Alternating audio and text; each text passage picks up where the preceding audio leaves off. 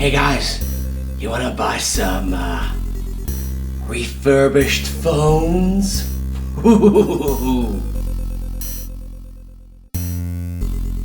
Hey guys, Pat here. Today we're gonna try and answer a very simple question. How long should your mobile phone last? And to be honest, this is something that's coming up a lot more now since the phones are getting so ridiculously expensive. I mean, look at the new iPhone XS Max. So it's a very stupid naming scheme firstly, but it's $1,800 from the Apple Store. $900 dues. And unfortunately, that is pretty much the price of pretty average high mileage car here in Australia. Then you've got something like the Note 9, comparably also same price. Then you go down to the thousands in regards to maybe a Galaxy S9, maybe an S8 at an high 800 range. These prices are a bit ridiculous, but most people get it on a plan over 2 years, but now some companies have stretched it out to 36 months. So we're looking at a very long time before you get to upgrade a phone while paying it off. Or if you buy it outright, how long before you need to buy a new phone? And I'm not really going to go into exactly which phones, but we're going to go with iPhones, which is Apple, then we've got the Android, and then some brands in there. So that's what we're going to look at. And I'm going to split it up into a couple of sections. We've got software, we've got the hardware, and then we've got the support, the after-purchase support, and then the overall value that you can get when you resell it after getting it. So obviously, when your contract ends, you're out of the contract, you can get rid of the phone, you can sell it, and then get a new one, or get that money back, and hopefully even get a new contract and have some money left over. Obviously, those phones hold a little bit of value. So let's start with software. First of all, Apple has a great history of supporting phones and basically all their devices. Every single new iOS release happens to have a version for a particularly old phone. Now, we're not talking going all the way back to iPhone 1, 2, or 3, but we're talking in the point where you can still use general apps, and most of the time you can still use the phone itself. So even if the apps aren't able to work on your old phone, the whole thing, the phone, will work. And in my experience, the iPhone 4 has been that line that's been drawn. So you've got iPhone 5, 6, 7, 8, and now you've got the iPhone X, and then the new generation, obviously, the little TikTok version, the S's in between those. So Apple has been pretty good at this. Samsung, on the other hand, has not. Unfortunately, you get about 2 versions of Android updates on most phones. After that, it's either you go the route of modding and getting your own custom firmware of it, and if it's a popular phone, you might get some modders who will make those custom firmwares, and you might have a lot more life left in the software after the fact. Again, I'm not talking about hardware itself, just the software. So security updates, apps that work for it, you're just gonna have to deal with it if you get a Samsung phone. The thing with Samsung is that they have their own little layer on top of the phone, how it looks, how it feels, but everything underneath it is Android, which is basically managed by Google. So at the end of the day, Google can keep updating, getting out the newest Android, but it's up to Samsung to make it work with their hardware and actually allow it to be distributed via its carriers. Now, in Australia, it's not so much of a problem, but in America, carriers are very slow to update their phones, and there's a lot of region lock, or rather lock to a carrier, and unfortunately there's a lot of delays in security patches and of course the updates in general. So then the next step after that is general Android phones. Every other manufacturer uses Android and they get their latest updates. Now, Google does managed to really future-proof the Pixel phones, who have been able to run most of the new Androids. So that's always a reason to look into Pixels, because they're a pure Android experience without any in-between, any middleman like Samsung, and therefore you at least get a great software experience with great patches and always, hopefully, the latest Android experience. Now, a recent request by Google has come out that manufacturers have to sell over 100,000 units before they are forced to at least support their software and the security patches for 2 years. Now, that's okay for popular phones like the Samsung S8, S9, and so on, S7, whatever it would be, the Note. Those will sell over 100,000 units. But things like the Hydrogen phone, which is another Android one made by the Red camera guys, which they make cameras now, they make phones, cool. But those phones are extremely expensive at $1,500, and it will definitely not mean that you'll get the support that you request or want, and they might not even sell 100,000 units. So price of the product does not depend on how much support you're going to get after the fact. So apart from the software being supported and lasting a general amount of 2 years, the iPhone unfortunately comes up on top in that regard. They do get support for a long period of time. So when you look at an Android phone, you have to consider that at one point this software will be out of date and there might be some security holes, and on average that is 2 years. All right, let's look at hardware. First of all, hardware is more of a look, or it could be more of a strength to the phone. First of all, for looks, we go for glass. It looks great. You can have wireless charging, all sorts of things. Unfortunately, it's very easy to damage. So one of the ways you'll actually potentially lose your phone before a certain period of time is if you damage it. Not only will you break it and potentially not be able to use it, or if it's a cracked back, you'll still be able to use a touchscreen, you might not even be able to resell it for more. And if you're on a contract, tough luck if you hadn't taken out any type of insurance.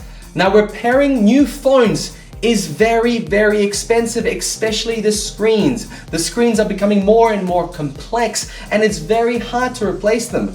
For example, my wife has the iPhone 6, which I prefer her to have because of the amount of times she has dropped it, and I've repaired the screen over 10 times, where I buy the screen for about $25 off eBay. It is the most easiest iPhone I've found to replace the screen. It's a couple of screws, literally 2 screws, lift it up, change the screen, and off you go. But something like an Galaxy S8 is over 350 Australian dollars to change the screen from a third-party repair provider because of the complexity of the screen, the shape, and the fact that it's an OLED. OLEDs are expensive. The LCDs are still a lot cheaper. So if you're going for the new iPhone, by the way, the XR is actually a good choice if you want really cheap repairs in the future. So that's another consideration, how long a phone's gonna last. If you break something, is it gonna be easy to repair? Is it gonna be able to be repaired if something happens, and you can on-sell it for at least a similar value as if it wasn't repaired or wasn't broken? And if you replace it really well, let's say the screen, nobody will even know that you replaced the screen. It'll be a great buy, a bargain for some, and it'll still be working. The other side of it is Android phones have usually been first to do fancy designs and different things. You'll notice now with new phones there's a lot of moving parts with cameras hidden behind that move up, pop up,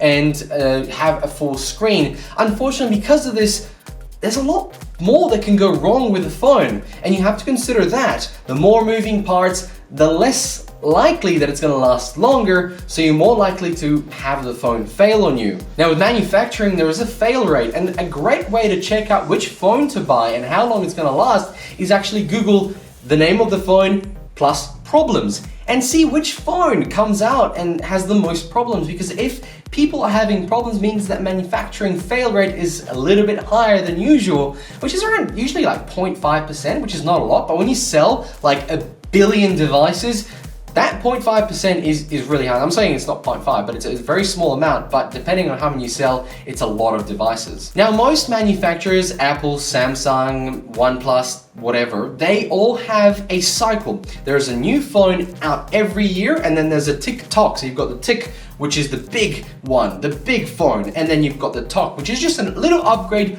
from the phone before, and then it starts all over again. This allows manufacturers to continuously have something new for you to buy when your phone breaks. But they don't expect you to replace it every year. In fact, they know that most people won't do it just because of plans with contracts, and also money-wise it's getting a lot more expensive, like I mentioned before. So 2 years is when you get a new generation of a phone without the extra changes. And that is usually the period when people upgrade. It's a pretty good period. 2 years sounds pretty good, right? But cars, for example, in a similar range, potentially at $5,000, would you expect those to work only 4 years, 5 years? If you buy a car for $15,000, how much do you expect it to last? If you buy a camera for $1,000, how long is it supposed to last? Well, the thing with phones is that these phones are made every year, a new feature, a new design, but the phone itself is in such a small increment in those features and in those designs that you probably would be quite okay with the phone you had previously. Now, in my experience, 2 years has been the minimum for a phone lasting. If your phone doesn't last more than 2 years, there's something wrong with it. Obviously, maybe you broke it. But 2 years is the minimum, in my opinion, for a phone. Samsung phones, on the other hand, I find that even after 2 years, they become sluggish and you have to do a bit of tinkering to get them going again. Maybe a fresh reinstall, a few better updates, and Samsung doesn't continue updating it after 2 years, so therefore you end up getting a new one anyway.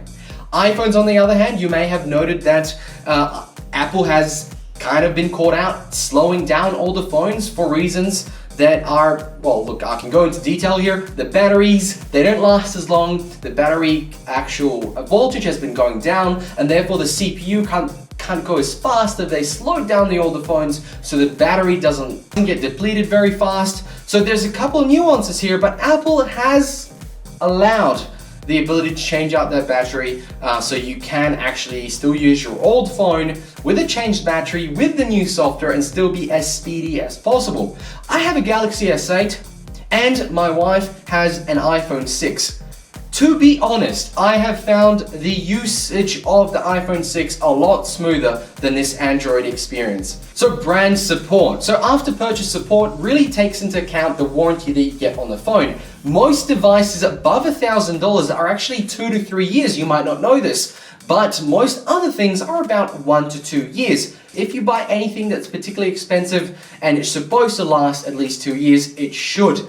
Apple AirPods, for example, are classified as an accessory, and Apple will say it's got a 1-year manufacturer's warranty, and this is unfortunately not true in Australia. We've got minimum of 2 on everything, and then plus or minus, depending on how much you have spent, it goes beyond that. If you buy from JB Hi-Fi, it actually is, they're really good. Anything about $1,000 is almost 4 years of warranty, and including accessories, which is pretty darn cool. Now, Apple has a great warranty within the first year. The second year in Australia is not too bad. You gotta argue a little bit, but also your provider or your carrier has a 2-year warranty on the device. And what sometimes happens is you go to Apple, you get a comment saying this is what's wrong with the phone, you go back to your carrier and they'll actually sort out your phone for you and might even give you a replacement or just a refurbished phone. Make sure you check that before you do it. Samsung, on the other hand, is a little bit more painful. Your carrier will take care of the 2 years, but if you go directly to Samsung, they'll go through a whole bunch of stuff with you because they don't actually have any real live stores in Australia that are everywhere. You know, Apple has stores in places, but Samsung's very, very scarce. They usually have little booths set up that you might be able to go to, but I had an issue with my Galaxy S7 that I had for 1.5 years with the jack, and they did sort it out for me after sending it back and forth on warranty because I bought it from Kogan, for example. And don't be afraid to go and see these guys, talk to these people. If you have an issue that you believe is not your fault, talk to them. So Samsung and Apple, but what happens if you're an oddball manufacturer from China? Well, unfortunately, that is where the problem starts. The less known manufacturers have a less likely time to actually sort out your warranty issues. And that's the concern when you buy a phone that's not popular, because parts are going to be scarce, so limited chances of repairing it yourself. Then there is the manufacturer, obviously. It might be in another country, you might have to mail it away, you might have to pay for postage. There's a lot of considerations. So when you're buying a phone or any type of device really, always check if it's popular, because it is likely that if it is popular, it's a much easier time to replace, even if the failure rate is a little bit higher than other devices. Now, there is one thing that kind of fixes the Android issue. The modding community will be able to help you. A lot of popular phones that are out of date from their manufacturer's software support end up being supported by modders. People who are just really passionate about the device, they end up putting together their own custom firmware and supporting updates and continuously supporting devices after it stops being sold by the actual manufacturer, giving you a second lease on life. And that's a little bit different than Apple. It kind of matches it, but you have to go through a few more hoops to actually get that. Unfortunately, Apple just does it there, and they're the only ones who are going to be modding it. They're the only ones who are going to be supporting it, so they support it longer. They have very strict control on their devices. On the other hand, the Android devices are so open that anybody can jump in with a bit of experience and start changing things around.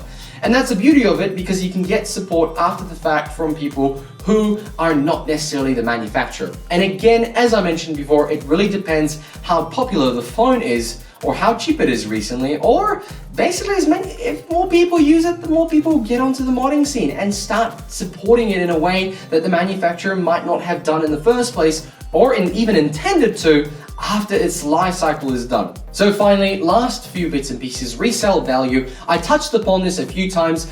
Basically, it's as simple as this. iPhones hold their value a lot longer, especially if they're in mint conditions, or even if they're not, people still buy them for parts because there's heaps of iPhones out there and you can replace these using scrap parts. Androids, on the other hand, is that there's so many that the market is flooded with different versions, different manufacturers. The value is not as high as an iPhone, and sometimes it could be ridiculously different, even for a device that came out the same year, almost 20 to 30%, and sometimes even more, depending on the condition of the Android. So that is something to consider. So finally, on summary, with taking all these things into consideration, 2 years is the minimum your phone should last. Doesn't matter from what manufacturer. Apple will support their devices a lot longer, so if you keep yours in good conditions, like my wife, you could get 3, 4, 5 years out of a phone until the apps stop supporting it. On the Android side, 2 years again is the minimum. After that, you might have to jump through a few hoops to actually get a lot more life out of it. However, people looking for a bargain on a phone will definitely buy an Android phone, especially if it's in good nick and if it's on a popular brand. So unfortunately, unknown phones will sell for a lot less, and popular phones like the Samsung will sell for a lot more. So 2, 4, 5 years should be pretty good lifespan. If you're getting 5 out of your Android phone, I'm absolutely amazed. Please let me know what device. I'd love to know how long you've had your device and how long it has lasted for you. And guys, if you have an Apple, please let me know. In fact, I'm in the market for a new phone, and I am thinking of going to Apple, or at least doing some sort of series videos on Apple devices, switching from Android to Apple. So guys, thank you very much for watching. I hope this has been a little bit interesting. Thumbs up, thumbs down, let me know why. Subscribe, like, share, and guys, I'll catch you in another video.